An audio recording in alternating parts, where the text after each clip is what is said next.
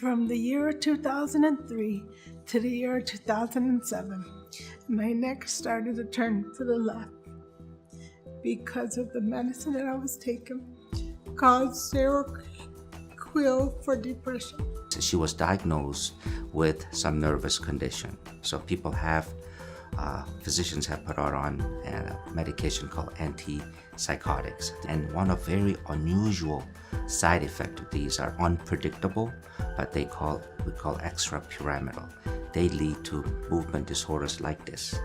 And they're very rare, but unfortunately once you get it, very little can be done for them. And I noticed it one day. I said, wow, how come you're not looking at me? You're looking like this. And she said, I'm not looking like that. I go, yes, you are. I'm going to bring a mirror. So my parents took me to several doctors to get help. The first doctor prescribed me Botox shots, but he prescribed me too many and it didn't help, and my neck was still stuck like that. I went to a second doctor. And he tried several things too, but nothing was changing. And he said, well, I really don't know what to do anymore. It's been a year and nothing's changed in her, but I have a colleague and his name is Dr. Junn, and he's known for doing deep brain surgeries, and I want you to go see him, let him talk with you and let him study her case.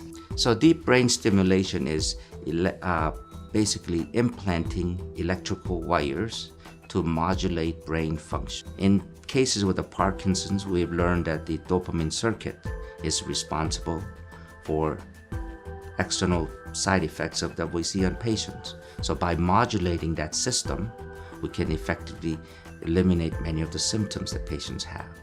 Alicia's case, they are desperate. They have no life. Well, we went home, we had a family meeting, and I said, you're gonna make the decision because you're old enough now, and if you don't want it, fine, and if you want this, that's fine. And so she goes, no, I want it done. And she talked to all of us, siblings and everybody, and so she said, I want it done. And so once we said that, he said, okay, I'm gonna set up the surgery. Dr. Junn said, okay, I'm gonna go drink a cup of coffee and then the surgery will begin. So I said, okay, and I fell asleep. And so the procedure was long. It was all day long. What was supposed to be like 6 hours ended up being like 10. These are all reference marks. So using this reference mark, we can precisely pinpoint every point in the brain in XYZ coordinates. So once you have that, then you're in the operating room. You place a little tiny wire to sample the brain activity. At the same time, have the patient perform certain activities that confirm that the recording that you're getting of the brain activity is indeed coming from that area. Once you have it, then you can remove this recording wire and you put in a permanent implant wire, which is much larger. And then that is hooked up to a external battery in the surgery to see the side effects and benefits. And once we're pretty happy, then the wire gets buried into the skull and the brain, and then the frame gets removed, and then a patient leave the operating room. And then when I came in the recovery room, my neck wasn't like that no more. It was straight, and my mom came in. I said, you all right? She goes, yeah, did Dr. Junn get his copy? Because that was the last thing that he said. And she remembered that. And he goes, I just can't believe it. And I can't believe that her face is straight like that. I have batteries in them, 2 batteries on my right side. And so far I only had to have 1 replacement.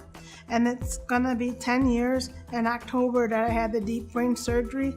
So it's been 9.5 years that my neck's been completely straight.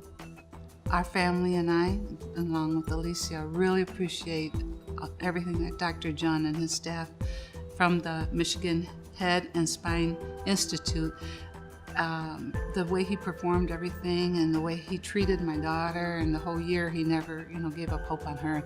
We're just so thankful.